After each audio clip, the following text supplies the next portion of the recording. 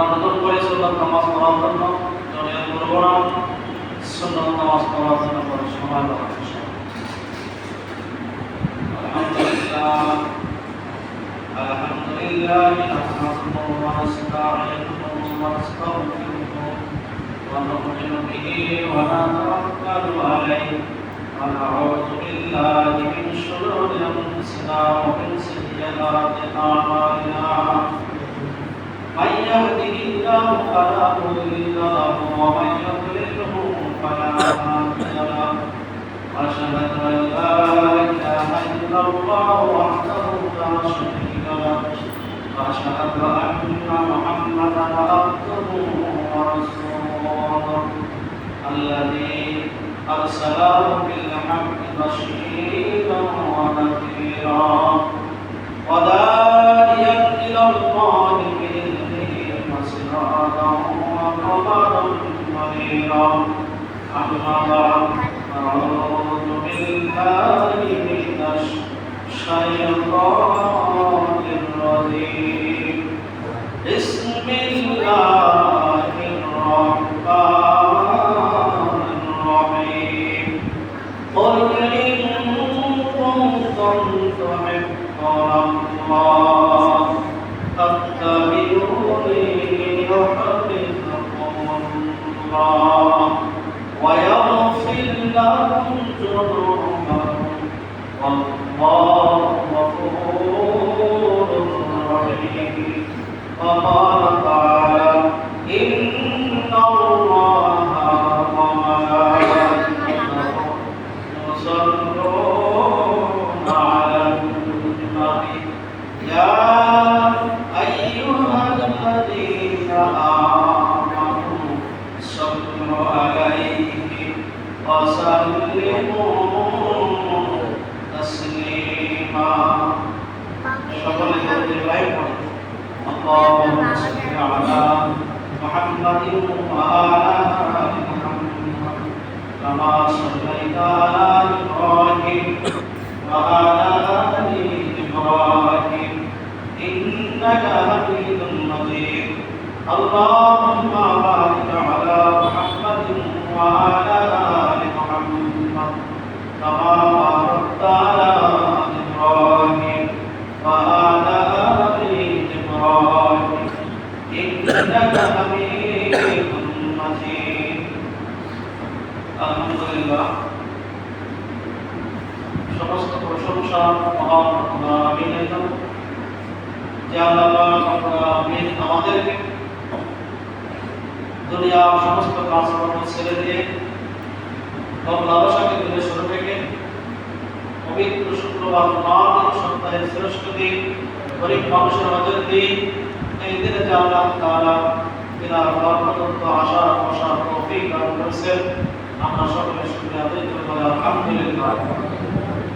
তার সঙ্গে শুকরিয়া আদায় করি বিশ্ব নবী জনাব মুহাম্মদ রাসূলুল্লাহ সাল্লাল্লাহু আলাইহি ওয়াসাল্লামের উম্মত হিসেবে আল্লাহ তাআলা আমাদের কবুল করেছেন। এজন্য আবার শুকরিয়া আদায় করি আলহামদুলিল্লাহ। আল্লাহ পাকের নবী মুহাম্মদ রাসূলুল্লাহ সাল্লাল্লাহু আলাইহি ওয়াসাল্লাম ফরমায়েছেন আল্লাহ পাকের বান্দারা আল্লাহর নিয়ামত পেয়ে যত বেশি থেকে বেশি নিয়ামতের শুকরিয়া আদায় করবে আল্লাহ পাক রব্বুল আলামিন বান্দাদের দুনিয়া আখিরাতের নিয়ামত বাড়াই দেবেন সুবহানাল্লাহ। আর নিয়ামত পেয়ে যারা নিয়ামতের শুকরিয়া আদায় করবে না তাদের কাছ থেকে ধীরে ধীরে নিয়ামত ছিনাই দেওয়া হবে। আমরা সর্ব অবস্থায় আল্লাহ পাক রব্বুল আলামিনের শুকরিয়া আদায় করব। সর্ব অবস্থায় আল্লাহ পাকের জিকির করব। সর্ব অবস্থায় আমরা আল্লাহকে স্মরণ করব। রবিউল আউয়াল মাস আমাদের কাছ থেকে প্রায় বিদায় নিয়ে যাচ্ছেন।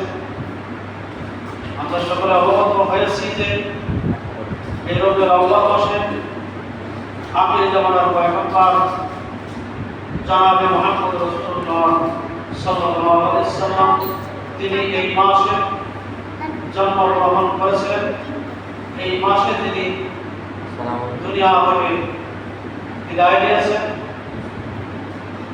যেটাকে আল্লাহ তাআলা পৃথিবীর সমস্ত মাখলুকাতের জন্য সৃষ্টির জন্য রহমতের দূত হিসেবে আল্লাহ তাআলা প্রেরণ করেছেন। সেই নবীর উম্মত আমরা। আমাদের উম্মত হিসাবে করণীয় কি? আমরা কি করব?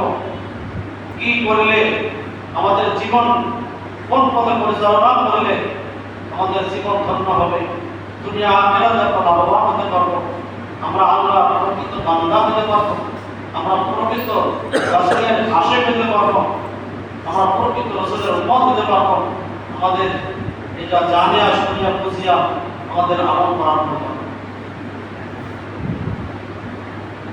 জুমার দিন সপ্তাহের শ্রেষ্ঠ দিন বলা হয়।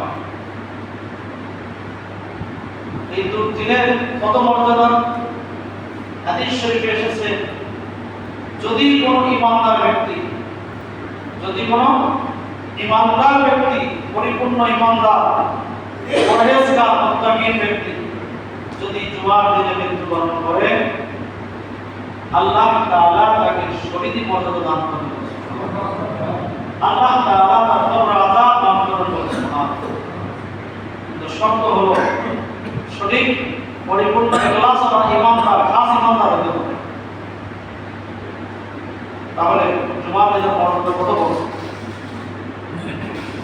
আজকে জুমার দিন এখনো আল্লাহর বান্দা আছে, তার স্মরণ নাই। আজকে জুমার দিন আগে গোসল করতে হবে, মসজিদ যাইতে হবে।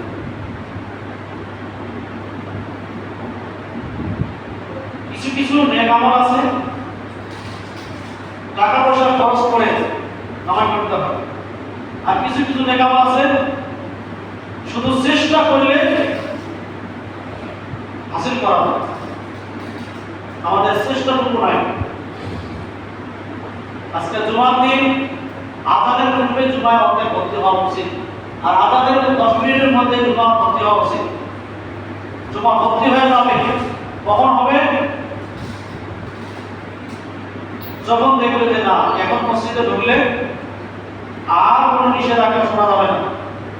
ইমাম সাহেব বলবে নামাজ পাঁচ পড়ো, আমি তো পড়ি না। ইমাম সাহেব বলবে সুদ খান না, আমি তো সুদ খাই। ইমাম সাহেব বলবে ঘুষ খান না, আমি তো ঘুষ খাই। ইমাম সাহেব বলবে মিথ্যা কথা বলেন না, আমি তো মিথ্যা কথা বলি। ইমাম সাহেব বলবে যে তোমরা দান করো, আমি তো দান করো কিন্তু ভালোবাসি না। ইমাম সাহেব বলবে তোমরা ব্যবসা ভালোভাবে ব্যবসা করো, আমি ভালো ব্যবসা করি না।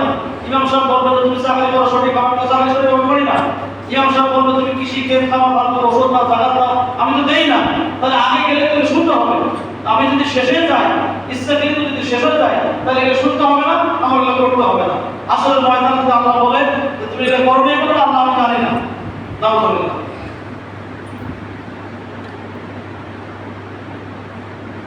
এক জাররা পরিমাণ প্রত্যেকটি মানুষকে হিসাব দিতে হবে আল্লাহর কাছে। জাররা পরিমাণ, জাররা কাকে বলে? একটি সরিষার দানা। কিসের দানা? একটি সরিষার দানা কত বড়? বিশাল বড়। 10-15 কেজি হবে। একটি সরিষার দানা ছোট্ট একটি জিনিস, এইটা পিষিয়া পাটিয়া ধুলা বানাইয়া যদি 70 ভাগ করা হয়, আর এই 70 ভাগের 1 ভাগ পরিমাণ যেটা, এইটাই হলো জাররা, এটাই হলো জাররা, এটাই হলো জাররা। এই পরিমাণ যদি কেউ গোনা করে, এটাও আল্লাহর কাছে হিসাব দিতে হবে। এই পরিমাণ যদি কেউ ব্যবহার করে, এটাও সে আল্লাহর কাছে পাবে। আল্লাহু আকবার। কোথায় আছে আমরা? দুনিয়াটাকে আমরা মস্ত করে মনে করছি, খাই দেই, ফুর্তি করে চলে যাই। কি হবে পরে দেখা যাবে না, কি হবে পরে দেখা যাবে না। কিয়ামত তো মানুষের 2 প্রকার কিয়ামত। কয় প্রকার কিয়ামত? 2 প্রকার। একটা কিয়ামত হবে সমস্ত মানুষ নিয়ে, মানে সমস্ত হাসর পানি সব উম্মত নিয়ে একত্রিত একটা সমাবেশ হবে, এটা হবে সব মিলে কিয়ামত। আরেকটা নিজ নিজ কিয়ামত, আপনি এমন মৃত্যুবরণ করবেন, আধা ঘন্টা পর, 1 ঘন্টা, 2 ঘন্টা পর কবরে যাবেন, আর কবরে যাওয়ার সঙ্গে সঙ্গে আপনার কিয়ামত শুরু হবে। যতদিন কবর থাকবেন, এই কিয়ামতের সব আলামত, সমস্ত বিচার আচার, সমস্ত কষ্ট শাস্তি, সমস্ত আপনাকে কবর করতে হবে। অর্থাৎ নিজ নিজ কিয়ামত, মৃত্যুর সঙ্গে সঙ্গে কিয়ামত শুরু। আর সমস্ত কিয়ামত একটা হবে, সেটা আশেপাশে সবাই মিলে একত্রিত আলাদা কিয়ামত। বাঁচিবার কোনো রাস্তা নেই। এই যে দরুদ শরীফ প্রতি জুমায় খুতবার শুরুতে আল্লাহর প্রতি শুকরিয়া দরুদ পড়া কেন করতে হয়? হাদিস শরীফে এসেছে, কোন আল্লাহর নেককার বান্দা, ইমানদার বান্দা যদি ইখলাসের সহিত নবীর ভালোবাসায়, আল্লাহর ভালোবাসায় ইখলাসের সহিত সহি শুদ্ধ করে নবীর প্রতি ভালোবাসা দিয়ে একবার দরুদ শরীফ পাঠ করে বাবা, একবার সঙ্গে সঙ্গে আল্লাহ তাআলা তাকে 10টি রহমত নাযিল করে সুবহানাল্লাহ। শুধু তাই, আল্লাহ তাআলা তার জীবনের 10টি গুনাহ মাফ করে সুবহানাল্লাহ। শুধু তাই নয়, আল্লাহ তাআলা ওই যে বান্দা তার রাসূলকে নবীকে ভালোবাসে দরুদ শরীফ একবার পড়েছে, এই কারণে আল্লাহ তাআলা ওই বান্দার দিকে নেক দৃষ্টিতে দরবার দান করে সুবহানাল্লাহ। একবার দরুদ শরীফ ইমানদার যদি কোনো ব্যক্তি 10 বার পড়ে, 10 বার যদি পড়ে, আল্লাহ তাআলা সঙ্গে সঙ্গে তার উপর 100 রহমত নাযিল করে সুবহানাল্লাহ। 100 গুনাহ মাফ করে সুবহানাল্লাহ। 100 বার নেক দৃষ্টিতে ইমানদার দান করে সুবহানাল্লাহ। কোন ব্যক্তি যদি দৈনিক 100 বার দরুদ শরীফ পাঠ করে, নবীর প্রতি কতবার? 100 বার দরুদ শরীফ পাঠ করে, তাহলে আল্লাহ তাআলা ওই বান্দার কোন গুনাহের কারণে যদি মুনাফিকের খাতায় তার নাম লিস্ট তালিকা থাকে, তার নাম 100 বার দরুদ শরীফ পড়ার কারণে মুনাফিকের খাতা থেকে তালিকা থেকে নামটা তার কাটি দিয়া আল্লাহ তাআলা জান্নাতের খাতায় তার নামটা লিস্ট করে দেন সুবহানাল্লাহ।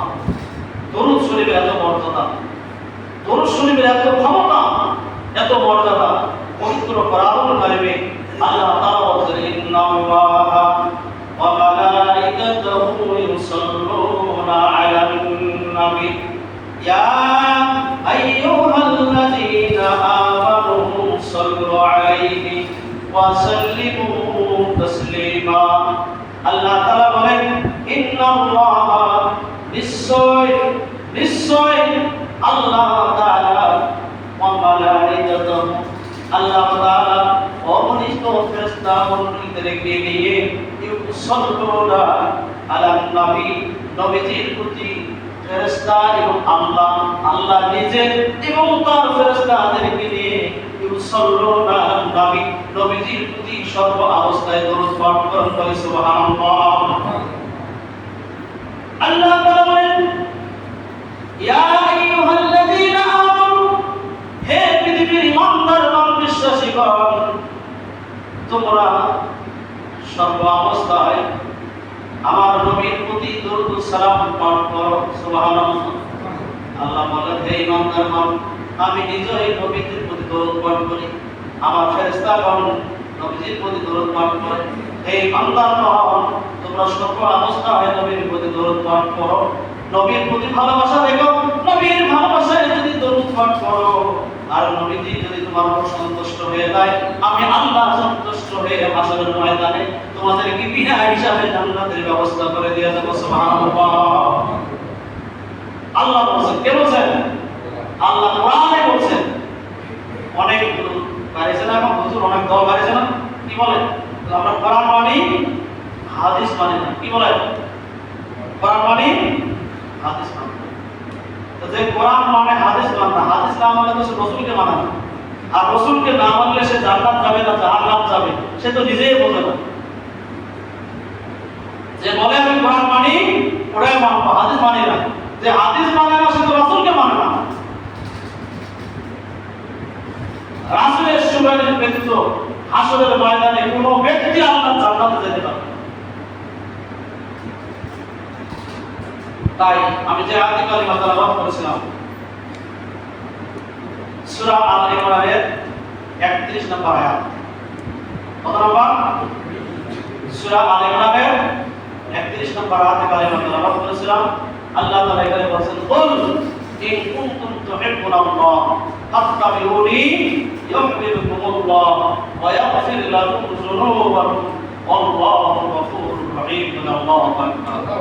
আল্লাহ তাআলা নবীজিকে বললেন, বল হে নবী, আপনি বলে দেন, আপনি বলে দেন, ইন কুনতুম তুহিব্বুনাল্লাহ, যদি পৃথিবীর মানুষ আমার বান্দারা আপনার উম্মতরা যদি আমি আল্লাহ তাআলাকে আমি রবকে ভালোবাসতে চাই, আল্লাহকে ভালোবাসতে চাই, আল্লাহর ভালোবাসা অর্জন করতে চাই, আল্লাহর সঙ্গে বন্ধুত্ব করতে চাই, আল্লাহর নিকটবর্তী হইতে চাই, আল্লাহকে রাজি খুশি করতে চাই, আল্লাহর জান্নাত পেতে চাই, আল্লাহর জাহান্নাম থেকে মুক্তি পেতে চাই, যদি আমি রবকে খুশি করতে চাই, তাহলে তাদের